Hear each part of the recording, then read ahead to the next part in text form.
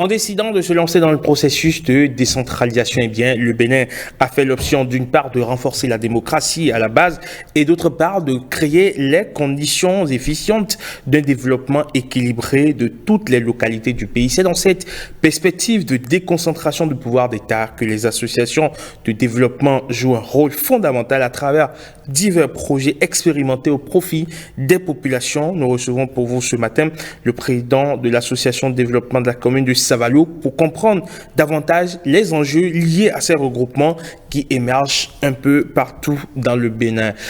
Conrad Baguidi, bonjour et bienvenue. Bonjour, cher ami. Comment allez-vous? Très bien, merci. Et vous-même? Ça va, ouais. C'est un plaisir de vous recevoir sur Ceinture cette matin pour parler des associations de développement communal. Déjà, dans le contexte qui est le nôtre, qu'est-ce qu'on appelle une association de développement communal?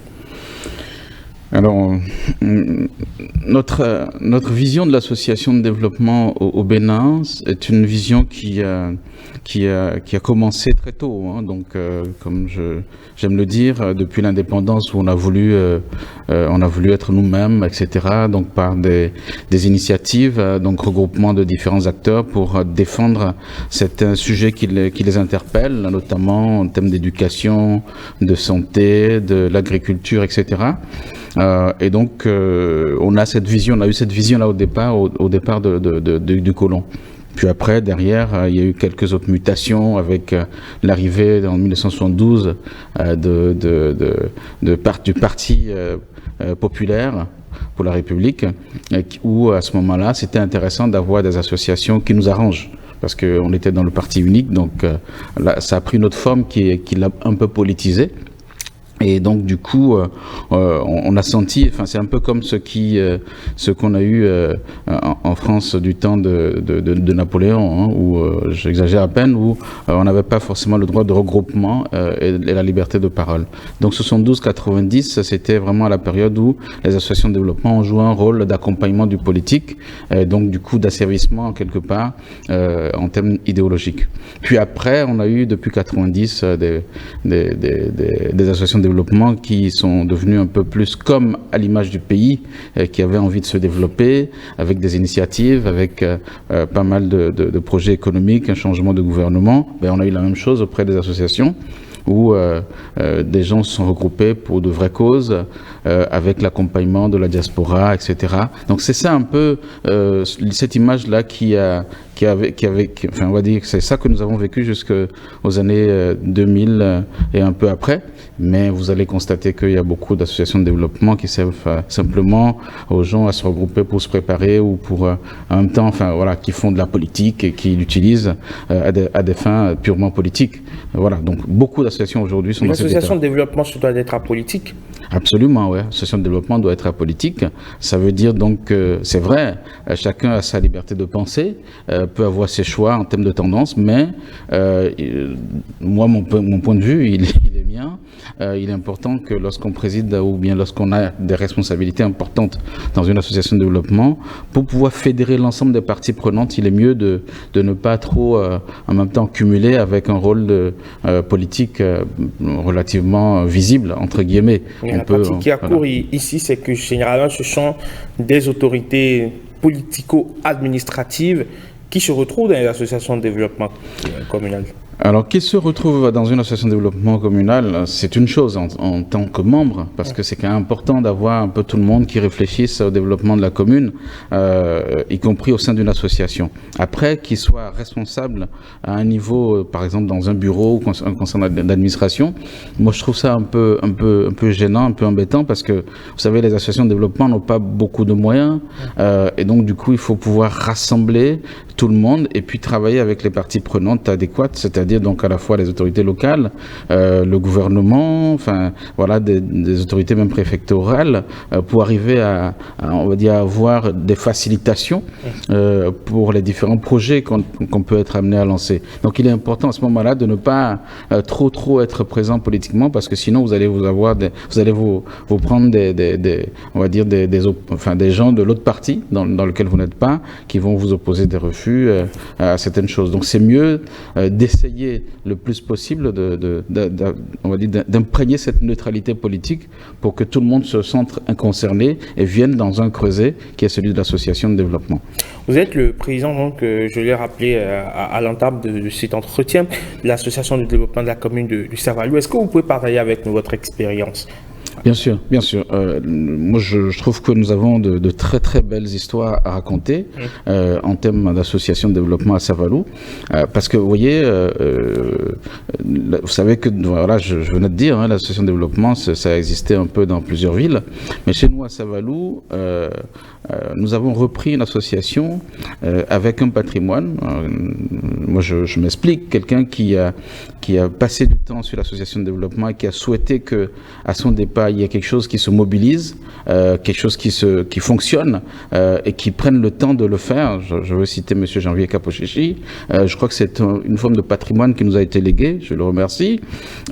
C'est-à-dire donc qu'on est venu, c'est vrai, avec peu de moyens, avec 75 cadres de la commune de Savalou, avec de nouveaux statuts, avec une nouvelle vision pour relancer une association qui n'a plus beaucoup fonctionné pendant une dizaine d'années. Alors donc, en prenant ça, il fallait donc, on va dire, se donner des objectifs. C'est celui de dire, qu'est-ce qu'on veut faire de l'association de développement? C'est vrai, on a une vision qui est tracée dans les statuts, qu'on doit respecter, mais au-delà de ça, on n'a pas de moyens. Qu'est-ce qu'il faut faire? Donc il faut être capable de faire du lobby. Il faut être capable de choisir des sujets stratégiques et urgents qui touchent directement la population. Donc nous avons fait le choix, non pas de nous disperser partout, on a fait le choix de l'agriculture. Parce que nous sommes dans une commune où l'agriculture est, on va dire, très très bien pratiquée. Nous sommes à 70, voire plus % de la population qui faisons de l'agriculture. Donc il faut y aller, voir comment faciliter un peu tout ça avec nos agriculteurs. Et puis après, on a essayé de travailler aussi sur un peu de lobbying en matière de santé. Et on a lancé un grand projet sur l'assainissement en matière donc de construction de toilettes agroécologiques. Mais tout ça, c'est beaucoup d'argent. Vous allez me dire comment on trouve cet argent. Exactement. Voilà. Est-ce que c'est de la poche du président de l'association? Est-ce que c'est de la poche de ses membres? Ou on va chercher des partenaires? Alors moi, j'aime dire que les membres de l'association de développement de la commune de Savalou ont l'habitude de nous faire revenir à la raison pour éviter de dépenser notre argent. D'accord? Quand on est dans une assemblée générale et qu'on voit qu'il y a eu des dépenses qui ont été engagées par le président, les membres de l'association nous reprochent cela. Donc nous faisons l'effort de ne pas trop dépenser notre argent. Pour autant, nous le faisons quand même un peu, on n'a pas le choix, il faut régler les urgences. Mais comme je disais tout à l'heure, une association de développement n'a pas de... C'est beaucoup de leadership, c'est beaucoup de motivation de ses dirigeants. Donc c'est vrai qu'il n'y a pas de budget. L'État n'a pas encore dans son programme ou alors dans son élan de décentralisation, je veux dire ça comme ça, puisque moi j'estime que la décentralisation n'est pas terminée. Elle est à mi-parcours. Pour l'instant, les associations de développement ne sont pas intégrées. Donc elles ne disposent pas de budget. Et même elles ont un rôle un peu je veux pas dire le nom, mais un rôle un peu B quoi. Bon, on va dire bizarre entre guillemets, et donc il faut vraiment avoir du leadership pour arriver à parler avec les autorités nationales, et il faut aussi faire en sorte de travailler beaucoup avec les autorités locales, ce que nous faisons. Alors donc le lobby va nous permettre d'aller chercher des partenaires, d'essayer de les convaincre qu'il y a des choses à faire, des urgences à régler. Il y a beaucoup de partenaires qui cherchent à faire des projets à l'international et qui n'en trouvent pas. Donc il nous revient à nous d'aller nous retrouver sur leur chemin pour leur dire où ça se passe ici, et au Bénin, et c'est à Savalou. Alors c'est à Savalou, mais aujourd'hui j'ai plusieurs projets dans d'autres villes du Bénin qui vont au-delà de Savalou, et tant mieux. Donc c'est comme ça qu'on arrive à mobiliser des fonds, à convaincre les gens avec le sérieux qu'on peut avoir, éventuellement un peu de... Voilà, avoir un bon CV quand même, c'est important, pour être fiable auprès des partenaires. Et avec ça, c'est vrai, nous avons pu lancer pas mal de projets avec plusieurs centaines de milliers d'euros désormais. D'accord. Voilà. Et est-ce que vous arrivez à évaluer l'impact de ces projets sur les populations qui sont les premières concernées? Alors c'est vrai qu'il faut du temps hein, pour avoir les impacts du développement. Il faut un peu de temps parce que vous voyez par exemple, je vais prendre un exemple. Dans nos différentes communes, les gens font très vite ou bien du tertiaire ou bien du primaire. C'est-à-dire, on fait de l'achat-vente, donc on fait du commerce. D'accord, ou bien on va au champ, on produit et on vend directement la matière première donc au marché. C'est pas des activités qui font le développement. Donc, en tout cas pour ce qui nous concerne. Un développement, c'est quelque chose qui va sur une création de valeur plus importante pour faciliter, on va dire, une insertion meilleure dans la société. Donc, qu'est-ce que nous faisons? Nous formons des femmes qui font du commerce vers des activités de production de valeur, telles que la transformation, fabrication de savon, fabrication de choses comme ça, pour produire directement et vendre mieux et gagner plus d'argent.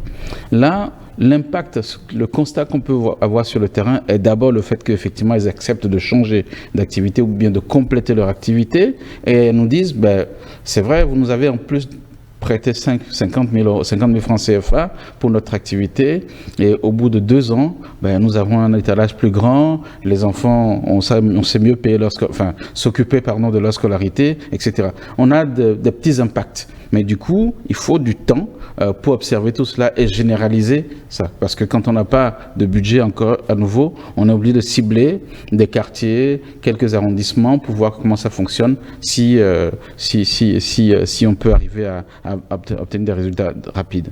Je prends également l'exemple des écoles. Par exemple, nous faisons des sensibilisations dans les écoles où on arrive à faire tout l'accompagnement en matière sanitaire. Depuis le Covid, on n'a pas arrêté sur le lavage de mains, les gestes de ce type-là. Les cours de soutien scolaire également. Là, par contre, on a des résultats qui sont un peu plus intéressants. Depuis 3 ans, nous avons lancé des cours de soutien scolaire. Pourquoi? Parce que les collines étaient avant-dernières au BEPC et dernières au bac. Donc, l'association de développement a considéré que c'était un peu de son rôle d'aller un peu creuser tout ça pour voir comment faire évoluer les choses. Et donc, nous avons lancé cette activité de cours de soutien scolaire qui a fédéré les ressources de tous les Savalois, qu'ils soient cadres ou non cadres. Des gens ont donné 1 000 francs, 2 000 francs, 100 000 francs, 200 000, 300 000, etc. On avait un peu de tout. Et donc, au bout de la 3e année, nous avons réussi à faire en sorte, et il n'y a pas que nous, mais en tout cas, le mouvement est parti de Savalou. Désormais, au Bénin, les collines sont 2e sur le plan national. C'est quand même intéressant, au bout de 3 ans. Bon, on n'a pas encore réussi à beaucoup monter au niveau du baccalauréat, et ça nous paraît important comme impact. Donc, vous voyez, dans votre question liée aux résultats, nous avons des résultats qui sont un peu plus, on va dire, visibles dans certains cas, d'autres sur lesquels il faut se donner un peu plus de temps, avoir beaucoup de patience, et pour également convaincre beaucoup d'autres personnes pour être passionnés par le développement, pour accompagner les initiatives au plan communal. Et comment est-ce que vous faites, vous arranger avec, on va dire, les profils politiques, on va dire ainsi, dont les ambitions ne convergent pas forcément et toujours avec les vôtres, mais vous êtes parfois et bien souvent obligés de vous associer pour porter une même dynamique politique. Les politiques, c'est un vrai sujet. Bon, en même temps, disons que moi je vais distinguer, parce que quand on fait du développement, on fait de la politique, quelque part. Donc nous sommes tous politiques, mais il y a des politiques qui sont des politiques engagées dans des partis, qui ont des postes de responsabilité politique. Ça n'est pas notre cas. Donc du coup, il faut réussir à gérer un peu toute la méfiance que cela suppose, parce que quand vous avez trop de visibilité ou bien trop d'action, il faut rassurer les uns et les autres, parce que comme je disais tout à l'heure, l'association de développement fédère. Elle n'est pas là pour aller en concurrence avec quelqu'un. Donc ça, c'est toute une pédagogie qu'il faut faire. Et il faut beaucoup de temps pour réussir cela, parce que malgré tout ce que vous allez dire, on va quand même vous regarder dans l'œil en disant mais qu'est-ce qu'il raconte? Est-ce qu'il pense que nous, on n'a pas compris, etc. Donc c'est pas facile. Est-ce qu'on vous suspecte généralement de transiter ou de vous servir de l'association de développement communal comme tremplin pour une émancipation politique dans votre localité? Alors, qu'on me soupçonne, moi ou mes amis du bureau, je dis vous, c'est un vous impersonnel. Voilà, c'est ça. Donc exactement. Quand on nous soupçonne, ça on peut rien par rapport aux personnes et leurs idées. Par contre, j'aimerais bien qu'on soupçonne Savalou de prendre et d'absorber notre énergie pour se développer. Ça, c'est encore mieux. Hein, c'est-à-dire que on voit, c'est important de voir les actions que nous menons et de nous opposer le fait que ça serve ou ça ne serve pas. Mais c'est toujours ce que je dis, c'est-à-dire que si l'un de mes camarades, membres du bureau, demain décide de franchir l'étape et de faire de la politique dans le sens de l'engagement dans un parti, ben, au moins il aura fait ses preuves. Au moins il aura essayé quelque chose. Au moins on pourra le juger sur quelque chose. Comment peut-on condamner quelqu'un qui a essayé quelque chose et qui a peut-être réussi d'aller à un mandat électoral alors qu'on applaudit celui qui n'a rien montré, probablement, et qui veut briguer une responsabilité politique. Moi, je pense que ce sujet, il est derrière moi aujourd'hui. Moi, s'il y a un camarade qui veut y aller, je veux lui dire, fais en sorte simplement de ne pas mêler les choses et que l'association de développement garde cette neutralité-là. Donc, du coup, libère-toi pour aller faire ce que tu veux faire. C'est tout. Enfin, c'est un mécanisme qu'il faut comprendre.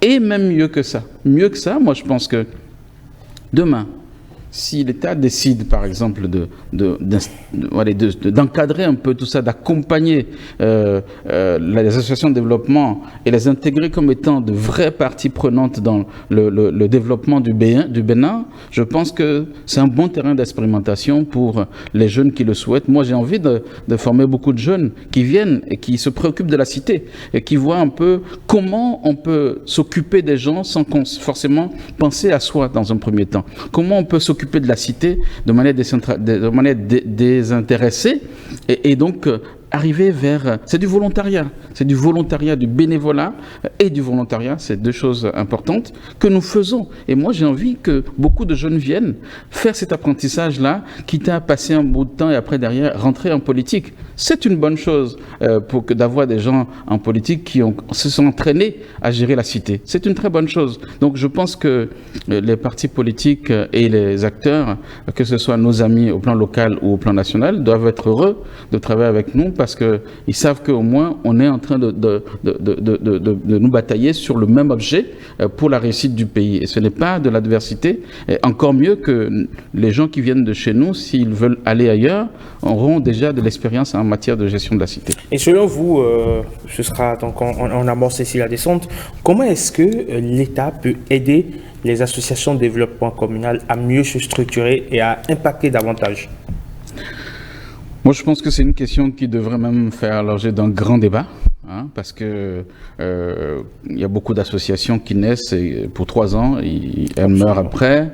Il y a beaucoup d'associations dans lesquelles la règle de vous êtes dirigeant, vous ne devez pas être visible dans un parti. Enfin, pour moi, tout ça là, c'est des choses que nous, on s'impose à notre niveau, mais c'est des choses qui doivent se réfléchir de manière globale pour que le rôle de l'association de développement soit mieux reconnu et qui vienne compléter les actions des autorités communales. Je vais vous donner un exemple.